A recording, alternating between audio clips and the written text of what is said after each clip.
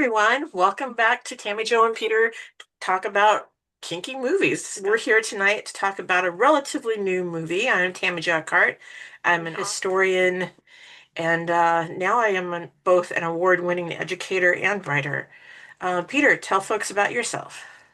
I'm a writer, a language teacher. I'm the author of A Lover's Pinch, A Cultural History of Sadomasochism. And I'm working on a new book called The Celluloid Dungeon about kink in mainstream movies. Okay, cool. Well, tonight we are going to discuss the 2024 thriller called Secret Life of a Dominatrix. This is a Tubi, that's Tubi, original movie and is primarily listed as a thriller. Here's the basic description. When a young housewife becomes enthralled with the world of BDSM, she must keep it a secret from her suspicious husband or pay the consequences. I'm not sure that's the best description of this movie. It is directed by Gabriela Rivera Logo, Hmm. who is a dramedy writer, director, and producer. This is her first full-length feature film as a director. It is also the first full-length feature film for writer Dana Brauer, Hmm. who's mostly worked with shorts and TV series. The lead actress who plays the character May is played by Morel Molino, who's done 18 previous projects before this one for studios across the USA and Latin America. She has a couple upcoming projects. The lead actor, Kurt, who plays her husband, is played by Andrew Biernat, and he's done 20 other projects before this one, according to Internet Movie Database. And then I would say the other major character is the governess, or Anna, who's played by Ashley Doherty, who had done 35 other projects before this one and has upcoming work as well. I looked up as much as I could about this movie. It Hmm. was filmed in Atlanta, Georgia, here in the USA. Yes. I couldn't find specifically like what building the SM Club is in. I couldn't find any evidence that they consulted with any like pro doms or educators about what was shown in the movie. I sent Peter a set of questions to think about when he watched this, and one of them was that we will talk about is, is this kind of a Hallmark cozy movie? And I would say, as evidence for that, it might be in the actual listing of characters. There are two characters simply named Hallmark Man and Hallmark Woman. So that's a type of character. Now, I think that's a reference to the movie that Kurt and May watch. Now, you brought up the question of genre. Now, on IMDb, this is listed as erotic thriller and just thriller. yeah.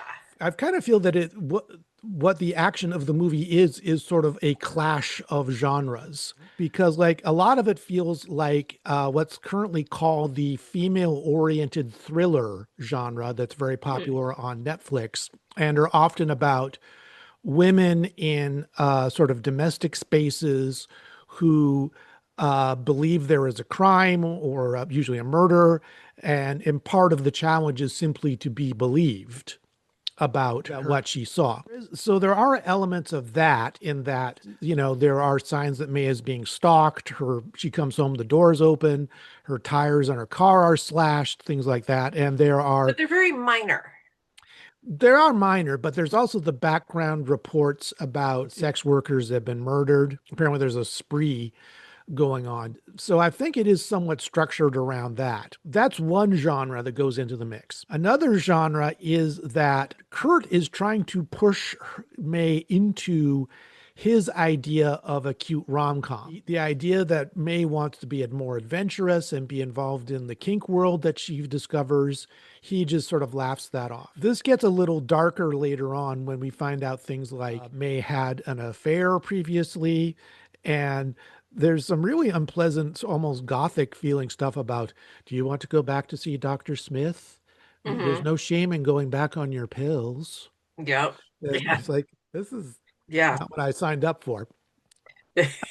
And then there is the erotic thriller genre and the erotic melodrama genre, the less known one. So, erotic thrillers were sort of started in the 80s, often inspired by the popularity of Fatal Attraction, Basic Instinct, movies like that. And they often had were stories about people entering new sexual underworlds, and usually with some kind of killer plot or mystery plot worked in. So I think what we ended up with here, and the erotic thriller, I mean, you had big budget theatrical releases. Like there was a huge array of direct to cable, direct to video titles in the erotic thriller and erotic melodrama market, which had, softcore sex, a lot of lingerie, a lot of montages, usually focusing on female subjectivity of upper class professional women. Mhm. That I think it definitely fits that. And I think Tubi and the other free with commercials streaming services have sort of taken over the space that used to be occupied by direct to cable and direct to video. Now, I should point out that there's no actual nudity in this film. You don't even get female toplessness. Yeah. Yeah. The sex Yes. scenes are all like you see action, but it's only like from the man's back viewpoint Mm. looking at May or with May in lingerie with the person she's cheated with. But I did want to say to people, if you're interested in this genre, this erotic thriller genre, there's a really good documentary called We Kill for Love that came out a couple years ago. You should watch it because it goes to the whole like history of where this came from and where it went. I would disagree if this is really strong thriller though. I think the thriller elements here are really minor. To me, Yeah. this really felt more like a sexual awakening story. Yeah. This is really May's sexual awakening. Yes, Um, and that's why it feels so peculiar because we're proceeding along this plot line with her sexual awakening and the conflict with her husband.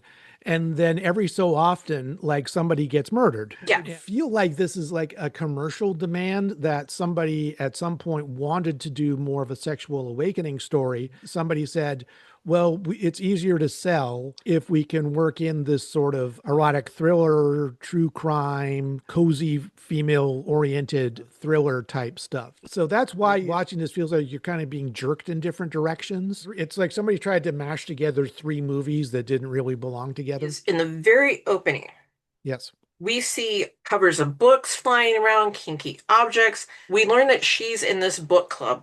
Like, that's like the first real scene of the movie.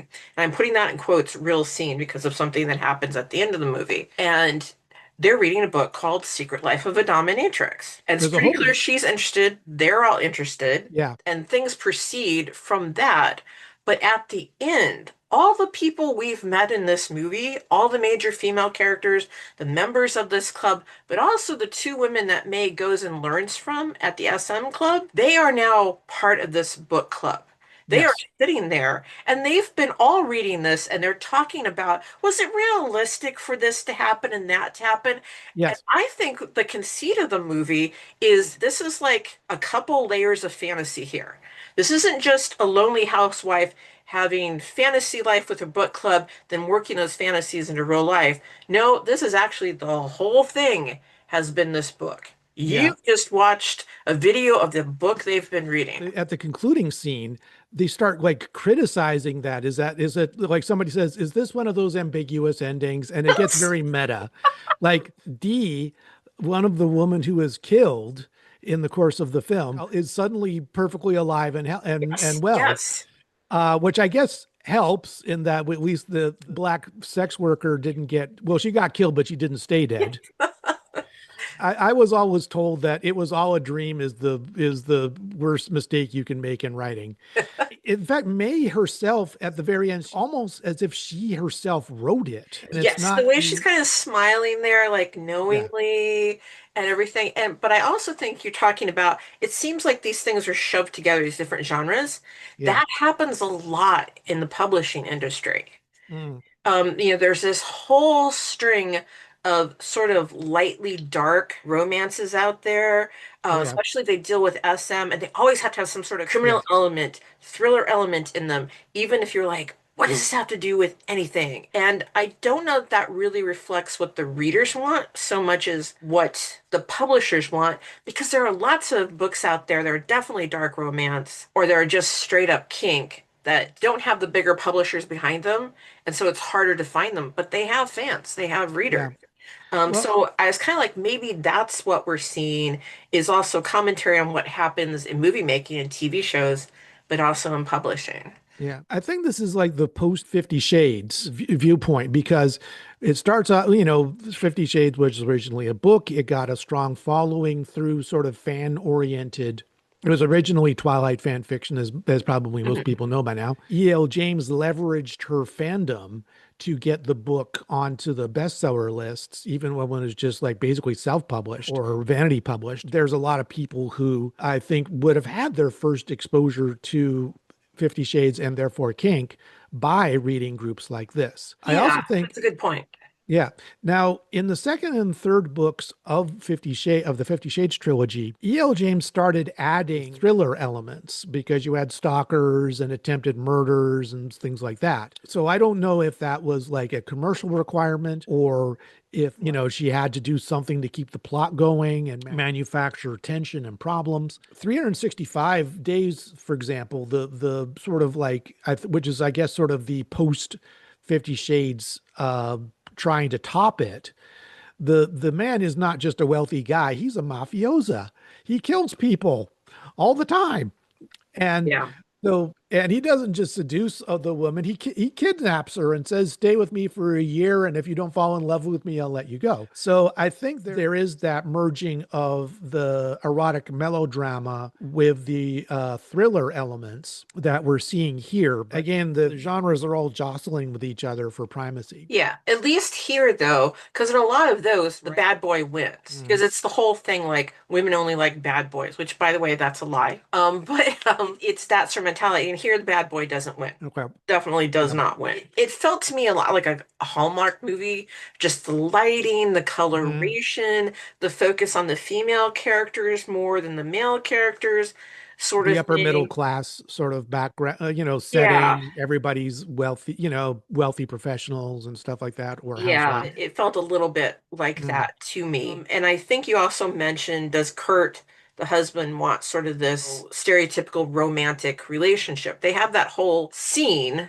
well, multiple scenes put together where he takes a day off work and they go yeah. do all the stereotypical romance things. Yes. But Complete with montage yes, and a light but fun romance song with it. And I thought, did like did the people from Georgia, Atlanta Atlanta, Georgia insist on like, okay, we got to do a shopping montage and show people the beauty of our downtown core and all that. that's really common also in romances. Mm, Like the wealthy guy takes a woman out to do lots of shopping.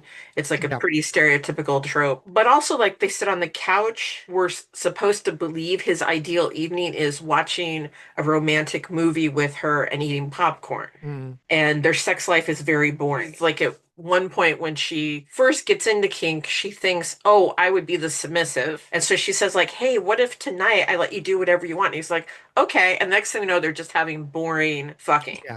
And she's So just like yeah. that. Yeah, they're just missionary.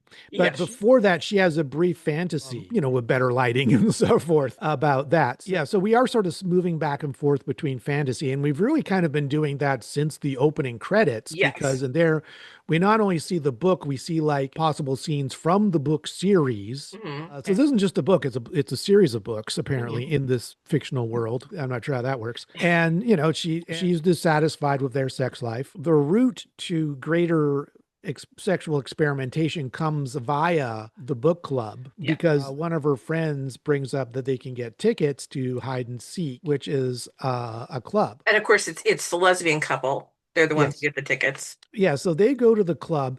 It's called Hide and Seek. Now, you mentioned, and I agree, that this shows a much greater variety of people in terms of age, in terms of body type, in terms of ethnicity than you usually see in this kind of thing. And in my personal experience, yes, there are people of all ages and all types and all bodies are into kink. And it's all not all just like, 20 something models. I'll grant them a point for that.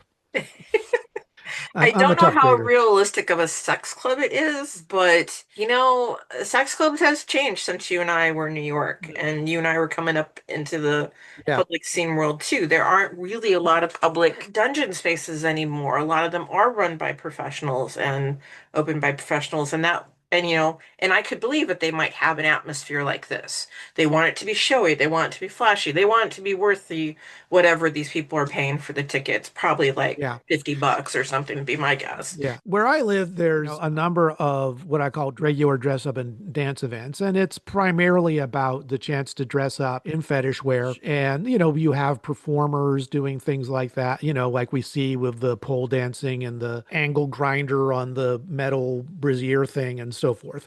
So that didn't bother me too much. That makes sense. What I found confusing is the idea that there is like a lower level or a separate area where Governess Anna is she like running a pro dom dungeon down there, or is Yeah, I this think like there are areas you have to pay extra to get okay? into. And Yeah. yeah, I think that's pretty clear. And they both have pro tops and pro bottoms. Yeah, again, it's a kind of vague. Is this a fetish club or is this like a dungeon or a pro dungeon that happens to have a fetish club on top of it? I get the feeling that they didn't do the due diligence of clearing this up Mm. and making this clear. Yeah. Can So we go back to the vanilla part here yes, of the movies? There is a lot shown at the beginning of the movie that May is like a goody goody. She's married. They've lost a baby. They find out later that she's had an affair. And yet she's shown as being particularly like naive. The way she dresses, the way she acts is particularly naive. She shows up at this club. The rest of them are dressed kind of like sexy dance outfits or sexy club. She comes as a cheerleader. yeah, And not even a cheerleader in like a super sexy cheerleader. She's got like the sweater that goes down below the top of the skirt. She's not wearing high heels or anything. She just, it felt like less than what I'd see in a Halloween from high school movies, frankly. yeah, And it just struck me as just this attempt to force this naivety onto her that does not mesh with the revelation that she's had a sexual relationship outside the marriage. yeah. I almost feel that what we're seeing is her trying to conform to what Kurt wants of her. Well, I wish Kurt would tell her because that's my big complaint about their marriage is Yeah, he never says what he wants. She'll say like, "Well, what do you want to do?" "Well, you know what I like." Until the end when he explodes, when it turns out he's the serial killer and he's decided he's going to kill her, then suddenly we learn like he just wanted her to stay home. He basically wanted a trad wife is what I picked up. yeah. Right? He wanted all these things. Why did she have to get into his business? Blah, blah, blah, blah, blah. He's been working so hard to control his desires apparently by going out and killing other women and treating women at the sex club like trash, which I guess he feels he has a right to because he paid them. And it's like, what? At no other point in this movie have you said these things. Like, Yeah. I want you to stay home. He's like, she's talking about starting a new business. He's like, how's that going? I You can go felt out him. with your friends. I'm like, oh, come on. Be a little more forthright if that's what you want. So I she can just say, fuck you and walk away. well, I think that's the creepiness of it is that he is constantly passive aggressively undermining her. That's true. Like, she brings up the fact that she gave up her business. He dismisses that. He brings up that she had an affair and she says, "I'm very sorry about that," but he's still holding it over her. He wants his little ballerina farm girl or whatever, minus the kids. He wants And so too at the end. He throws that in her face too. Like yeah, you can't even do that right. yes. So I think this guy's got serious Jekyll Hyde and Madonna whore. He's so determined to squeeze May into this very small box. And yet, he's got this whole alter ego and alter life where he's like strangling women at the club and killing sex workers. Yeah, so it's very Jekyll Hyde. Yeah. And he wants this control, and yet she's in a book club. Yeah. She can go to this sex club. She can go buy sexy clothing. Apparently pay for this training at this club because at no point are we told that it's for free. In fact, the governess says, people come here, they pay extra. Says, this first Yeah. little bit of information I'm giving you is free. But he's also going to the club. So who's doing their accounting? That's my question. Who is doing Yeah. their I mean, accounting? there's no mention of the idea of like what she does for money, Do how something she with jewelry. Yeah, she makes her jewelry, but it takes her a while to get that going. How does he not know that she's going to this club? Yeah, How it's very does strange. he ever ask like where the heck are you going like 4 nights a week? And Yeah. And he's always making up stories about how the law firm is keeping him busy like 5 or 6 nights a week. Yep. And So do you think the point here is to show the het vanilla marriage as negative or just theirs um as negative? Because no one else is in a het yeah, marriage in this relationship, as far as we know. didn't Gia, who is May's friend, mention she had twins or something, and and She she's does, but married? she doesn't mention a husband at any point. Yeah, I think it is showing a very dysfunctional marriage. I don't think it's necessarily saying that all marriages are like this. It is showing a very abusive form of that. So it makes sense that May would find this new realm she enters as a place where she can express herself. So as she goes deeper into kink, and it's not clear whether she's like a client of the club or a member, because at some point she says she's working there. So I guess she's getting paid for it. And parallel to that, she also resuscitates her jewelry business Hmm. and starts, selling that and, giving them as gifts to her friends, both in the book club and at the club. So it is about, not just her sexual awakening, but her personal awakening that of getting out of this little box Kurt is so determined to put her into. They do that whole montage thing with the romance and they're all dressed and everything. When I was watching it, I thought, is this really similar to what some people do when they sing? Put on costumes, put on elaborate displays, go to a lot of like extra work. It looked a lot to me like a compliment. They're performative Yeah, I heterosexual romance, just like some people perform when they play kink. I think there's a point in that. Like Kurt has this very fixed idea about what his home life and his marriage should look like. It's his ideal and it's not lived in. It's a static image of a beautiful wife in a raw milkmaid dress and a child. He never has to change a diaper or anything. So again, it's a very like we go back to Hallmark, and that's that idealized version of a certain kind of white middle class heterosexual life. And he wants that. That's what Jekyll wants. But he has this Hyde personality too that goes out sleazing around the red light district. Yeah. That so yeah, it does feel performative. He's thought about, I want the right kind of couch. I want the right kind of house. I want our nursery painted the right way, even if we don't have a child yet. Yeah. And so it does feel very performative in the sense. And I think that May is conforming to that for a while, or at least trying to. Hmm. And the process of the movie is her realizing that's not for me. Yeah. When the governess is teaching May about kink, one of the things she says is that the core tenets of BDSM are consent and communication. Now, that isn't what you and I were taught when we came No, back we to St. were we Magazine. were of the safe, staying, consensual. Yeah. So why do you think they've said it this way in the movie? Um, I'm inclined to say it's just plain ignorance. They didn't bother to do the research. Now, there are a lot of different philosophies about kink. Like there's RAC, risk aware consensual kink. I've heard PRICK, PRICK, personally responsible informed consensual kink. I guess the fact that they do mention consent, which I would say is probably the most important one, is good. But calling it consent and communication only, that threw me off a bit because there's no consideration of, the relative safety. We don't see any really intense play. Like, I think we see some light beating, some light bondage. So the risk is of what we see is relatively low, Yeah, and but I guess, still, and I think we're supposed to assume that she's learning stuff, but yeah. also that she already knows some stuff because she was raised on a farm. I would say it's more like she's a cowgirl in a lot of ways, given her what she does later with ropes to protect herself from her Yeah. psychotic husband. And Um, she's got her Stetson and chaps outfit. yeah, it struck me too. Consent and communication. It's an interesting combination, but they don't really explain it. Maybe they assume that if you're communicating well, you would figure out what was safe or what your partner is really Yeah. into or what you could do. If you're honestly communicating, you should share all that stuff. The whole safe part or the being able to consent. Here they are in this club that sells alcohol and stuff. Mm. And they don't really seem to have a discussion about that. This comes back to, I think we've hit on this problem before of like, what is the responsibility of fictional stories to one, educate and two, portray realistically, which is not quite the same thing. So we've talked before about like, it's so rare to see, any kind of negotiation between players. And here they, We see her learning things, trying things. So I think this is a little bit more about the education of May in that Mm, sense versus just to pick on the movie that we previously talked about, Sanctuary. We don't see any of that yep. negotiation or anything and that's going on. And to be blunt, we have that ideal, right? That you communicate, that's consensual, that you know what you're doing.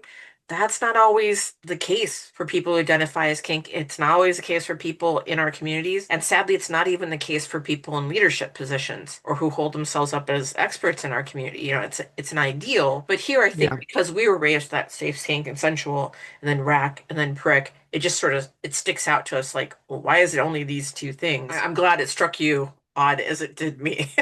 That's what Mm, you do when you're approximately the same age and came up in the scene at the same time.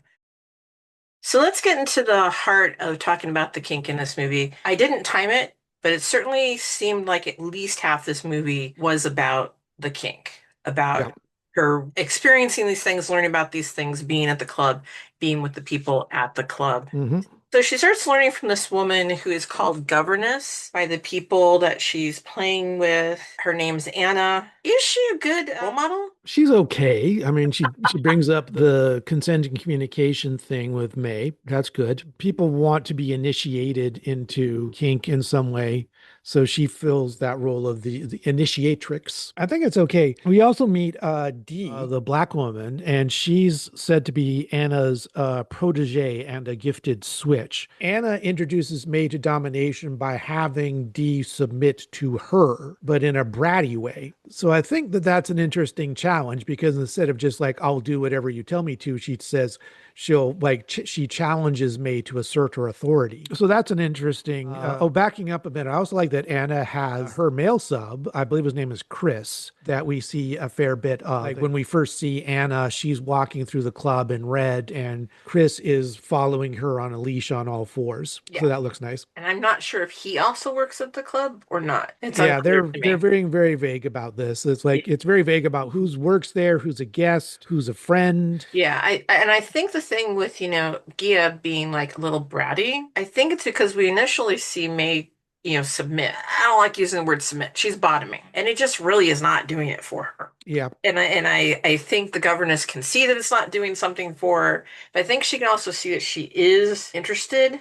I'm not sure she would have had the guts to come over and sit next to her on a couch and initially introduce herself if she wasn't sincerely interested yeah, because that's kind of an intimidating environment to be in if you're not actually interested in this stuff.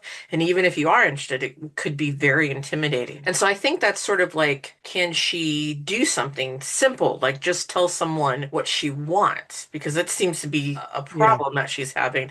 And so just telling her that she wants her to apologize. But yeah, the governor sets up the condition. She's going to bend down until you tell her what you want, and she does it to your satisfaction. Because she doesn't actually demand all that much. But you yeah, kind of see this kind of change. I think the actress does a good job of this, a change in body language and tone when yeah. she responds. I think the actress is doing the best with what she has. I also think it's an important point because a lot of women in our society are socialized to not be commanding. So to be dominant, even in sort of a play setting, is a challenge for them. They might require some coaching for. That was a good first step. Later on, we see her tying people up. These are in montages. Yeah. We don't see her like learning the technical side of kink, Yeah. like It's the where to hit training people safely. montage. Like yeah, like a kung fu movie or something. Yeah. Yeah, why not? Sure. We don't see her like learning where's the safe parts of the body to beat, how to do proper safe rope, etc. We do see like her development. Now, another thing we talk about is that Anna mentions something like she doesn't have sex with her clients, and she says it's a gift to one another. That's a sort of a recurring trope when dealing with female doms, especially pro doms, because now pro doms, it's understandable because there's like laws in most places about sex as legally defined in sex work environments. So pro doms have to operate around those restrictions. She says it's a gift to one another. I think that it also goes into the trope of dominant women have no interest in like genital sex. Like we saw that in Preaching to the Perverted because Tanya was very averse to the idea of genital intercourse or even like oral intercourse. So I think that Does that's a end up having recurring. a baby. Yes, because she had a drunken night with the lead. Now, later we see May trying to be sub Anna has her on a cross in her bra and panties. Yeah, that's earlier. That's like the first thing they try is her subbing. Did they do that? Did they do? Yeah, they do that first, and May's like, that's not working. And then they go and they meet Gia. Yeah, I'm looking at yeah. my notes. My notes say that Dee brats to May doing the bend over thing first. Then May tries subbing to Anna. That's when we also see like some light flogging, but she also says she's bad at this too. Like No, literally I gets, really think it's the other way because I was like, okay, we're no. going to start on the bottom again. That's what we're going to Okay. do. We're going to go with that old trope. Yeah. We have to start on the bottom. And that didn't work when she went home either. So I don't think it's the same day when Okay. she tries bottoming, tries it with the husband, and then she comes back and like, okay, we're going to try something else here. Yeah. So in another scene, Anna gets on all fours and subs to May, but it also kind of tops her from the bottom. It's like saying, "Commit! I need you to hit me." Yeah, that's So why I don't like using the word sub. I don't think she's subbing. She's just mm, bottoming yeah, the but show. I think that's another kind of barrier to overcome about the idea that hitting somebody could be wanted and desired and much enjoyed. Well, especially, you talked about women raised in Western Mm, society. Women are taught not to hit. We're yes. somehow taught to have self-defense classes, protect ourselves, not be violent to do that. And it's like, no, that's Mm, not how you're gonna. If you have to physically defend yourself, then you're going to have to be violent. It's like that's why they have to work so hard, like say, go for the eyes, go for the groin, go for the throat, because as little girls, you're just trained, don't do that, don't do that, don't do that. So I think, yeah, it is something she has to overcome. And maybe also because it didn't turn her on. mm, It didn't do much for her. So that's then hard for her to imagine that it's going to do something for somebody else, even though I think by then she's seen that other people are enjoying that sort of stuff. yeah. And I think that is kind of one of the big hurdles you have when you're starting off, especially if you're raised in the mentality that you have to start on the bottom. In order to understand what people on the bottom are feeling, you Yeah. must start on the bottom. Well, no, you can start on the bottom and still not have a clue about what someone else is because they're a different person. Mm, So I think, but she's running into that. She didn't enjoy it, so why would yeah. this woman like it? So I think her reactions are also a bit over the top because she's showing her you can enjoy it, you can like it. Because I think she really has to drill that home that yes, someone does really like this. Because some people, when they bottom, are quiet. Yes. And some people, when they bottom, are louder. Most are not super loud, though. Even if you go to like an SM club and stuff, I have always felt that a lot of the screaming and loudness is a bit of voyeurism and exhibitionism. Mm, yeah. You are there to watch and listen, they are there to perform to a certain extent. Yeah, but that ends with Anna telling May, "You're a dom, not a sub." I'm a little averse to the idea of a sorting hat, sort of saying is that maybe you're both. Maybe she's a switch. Maybe Yeah. she's got her own. Or maybe she's just a top. How about Yes, that? yes. There's another thing that would probably take a lot of time to explain in a film. Or you could be a service top, Yes. which is actually someone who's a little more on the sub side, Hmm. but they might have sadistic tendencies or like want to make their partner happy, so they're willing to do the topping. And the desire they get out of that is the fact their partner's getting turned on. That's Yeah. a real thing.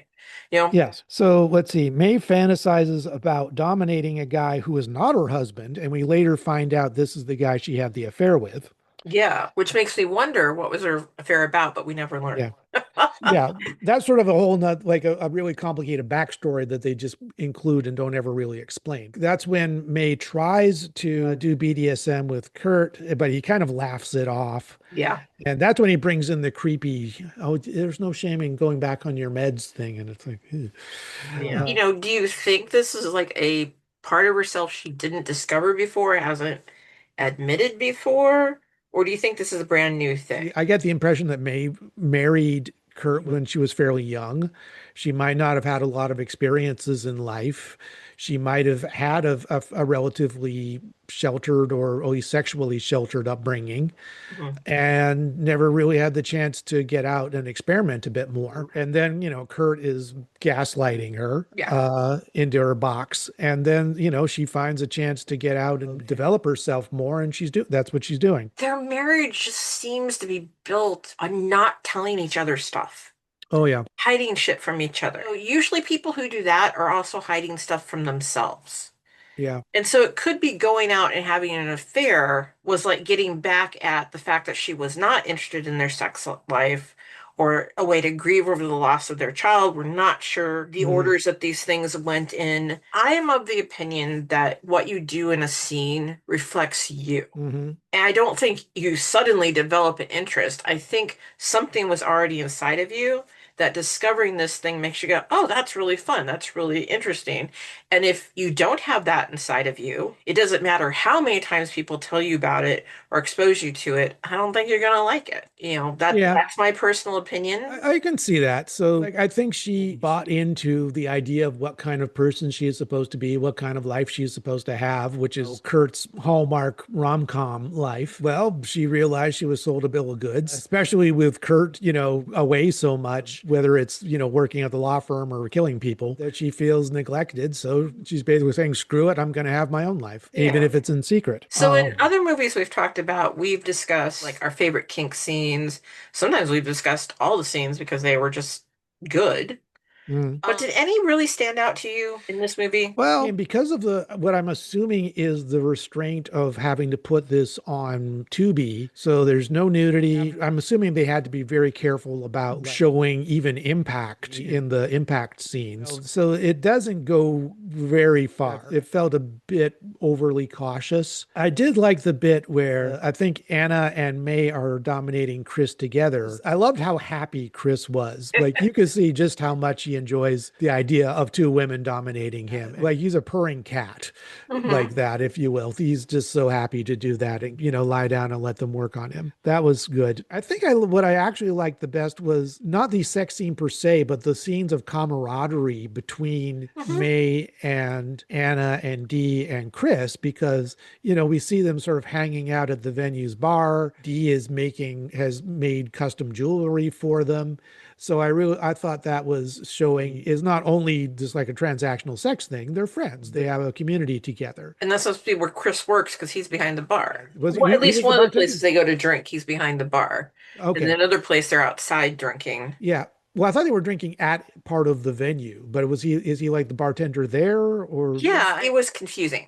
The yeah. couple places where we see them hang out. But I did like that too. It's like they've gotten to know each other outside of doing those things, which Yes. means they're showing Anna and they're showing Chris as real people. Yes. Not just these people who have this scene relationship, but who actually want to hang out outside. They don't seem to be boyfriend and girlfriend, but we don't know. It could just be when they're with Yeah. other people, they're not affectionate. We don't know. Again, we go very little. There's a lot unsaid in this movie. We don't know about, like, we don't learn anything about Anna, like how she got into this, or Chris or Dee, how they got into this, or what they do the Yeah. rest of their times. I can't say that any of the kink scenes really stood out for me. The only one that kind of did was when she's practicing bondage. We see that she knows what she's doing with the rope, which I think is an important setup for the end, where Yeah. she has to use the rope against her husband to keep him from killing her, and has some acrobatic moves to try to manipulate around his stronger, larger form and use the bed frame. And I'm like, well, that's all very inventive, and you do what Yeah. you got to do, right, in the situation. And I did like that. That really seemed like work for her to do versus when she's doing it in the club, she seems to be enjoying it. Yeah, well, She the wasn't difference enjoying between having to kill when her you're doing husband. when it's fun versus fighting for your life. Yeah. Now, remember that at one point, May, whose nom de dungeon is Miss Bell, tries to invite Kurt into kink, and she lays out all her gear, and she's in the chaps and the Stetson outfit and so forth. Yeah. But she comes out looking very confident, but she rapidly loses momentum when he just says, "I thought you were going to tell me you were pregnant," and it's like, "No, I'm not." Okay. Um, and then they have another fight. He'd rather repaint their nursery for who knows how many times. Yeah. Well, she's Uh, trying to use this thing that she's discovered she likes as a yes. band-aid for the problems of a relationship, and they really have nothing to do with each other. Yeah. I mean, she even says that. She says, like, if I can just be good at this, i.e. dominating, that'll get the rest of my life in shape, which is not the case at all, I don't think. But Well, I mean, what is it? She does learn confidence. mhm. She does learn to trust herself more. And I think then at the end of the book, she then can accept that she's had to kill her husband and her life is going to go on, Yeah. right? But At the end of the movie, we did don't. she really do it? I mean, Yeah, I mean, Dee we is, don't know how much did she write this series, yeah, how much of this is is really it. But yeah, Yeah, is I I mean, think Dee's back alive, so it yeah, is the I husband think the whole alive? process of learning about it and having this group of people that she can learn from and become friends with, I think actually gives her a lot of courage that Yes. if he hadn't had, suddenly snapped and decided he needed to kill her, maybe she could have filed for divorce in a few months or said, I'm going to therapy. You should go to therapy with me if we want to save this marriage. So I think she was on that path to learning to be more confident, but she was not there with him because No, they weren't she's going through this journey together in any yeah, way, she's shape, the or form. support and camaraderie that she wants. She's getting from her book club and the people she knows at the club. She is definitely not getting it from Kurt. Now, just to go with the plot, let's see. Dee and Anna talk about the red light slasher or the red light strangler. And that's also when May finds out that Kurt is coming to the club and seeing Dee with her as the sub, and even she regards him as a prick. Yeah, he's So May dangerous, decides to keep coming in secret. She has the montage of both learning to be a dom and building up her jewelry business. which has kink themes. Yeah. Now they talk about trying to like do cell phone location sharing. Dee is the one who scoffs at this. She's the one who goes out to the parking lot and gets strangled. And which is the second person that we learn Kurt kills that had a connection Yeah. to May. Apparently, The second or third one he kills is the prostitute she meets. May stops her and asks about her outfit. yeah. And of course, this is not someone who works at the club. This is probably not someone who works at an organized brothel or anything. And so she recommends like a relatively inexpensive place. So when Mace shows up in this outfit, one of the first things the governess says to her is, "Yeah, we need to get you a different outfit." Basically, Yeah. this outfit is not working. You can do something better than that. But, Yeah. she goes to meet her client, apologizes for being late, and then she's grabbed, and then we hear another prostitute's been killed. Yeah. Now, the death of Dee brings in Gia's brother, who is the man with whom May had the affair. So all of a sudden, we're on this completely different plot line referring to events in the past. Yeah. That was weird. So Yeah, that that again, made the whole thing like between yeah, the two women just like, I'm sorry, this doesn't suddenly become a problem. There should have been shown stressors and stuff in their yeah, relationship before then if this is still a problem. yeah, Also, that's his job. He's a cop. He yeah, shows up. What's your problem? yeah. May So doesn't have the problem. If anyone should have the problem, it should be May. yeah. So why does the sister have a problem? So we get to the climax. May tries to sub to Kurt. He resists, but then he starts to choke her. It starts to get scary. He stops. This is, I think, when she comes clean about like that she's at the club and stuff like that. They start again. He gets really dom and not just dominant, but abusive. He says he knows who she had the affair with, which was apparently a secret. And finally, May sees the handcuff jewelry she made for Dee that he somehow has. So that's when he knocks her out. She's tied to the bed. Gia comes in, freezer. Kurt knocks her out. That's when we get to the whole business of how she chokes him to death with her whip over the With a four-poster rope. bed. It With looked what? like a whip at first to me too, but when I rewatched, I Okay. realized, no, it was this long because she pulls it around multiple places, and no whip Yeah. I know of is that big. Yeah. So we get to the point where she strangles him to death and frees Gia and they leave. Then it's cut to the book club. It's all just everybody's just talking about what kind of ending is this. Then, Dee pops up alive and well. So I Mhm. guess we at least they And Anna's the there, the governess is there. black woman survived. What was your overall impression then of the movie in terms of like, would you recommend this for vanilla folks or newbie folks who might be interested in kink? Not really, no. Okay. It felt, if anything, it reminds me of anything. It reminded me of Exit to Eden in the sense that, you've got the sort of the drama romance story, and then they grafted on a ton of all this other comedy stuff and jewel heist stuff that doesn't really gel and is kind of just there to pad out the runtime. I mean, I feel like there is like an interesting idea here. I'd be interested to see the script development of this story because I feel like at some point there was a more focused story with less extraneous elements. Somebody somewhere said, no, we got to work in thriller type stuff and for commercial reasons so we can sell it. And somebody at some point just gave up and said, none of that really happened. So we don't have to worry about psychological psychological realism or plausibility or anything like that. Yeah, it's kind of frustrating. I mean, I do like the idea of a woman growing into dominance, that it can also work with like her personal development, her professional development, and that it's a little like the Asylum version of Bound that we saw. It's just not a very good movie as a whole Yeah, by, I really liked it. I thought it was really fun okay. because I was looking at it like this is a Hallmark movie. Okay, my expectation, they're here Yeah. and it went here. So here are my Hallmark movies, and it's here.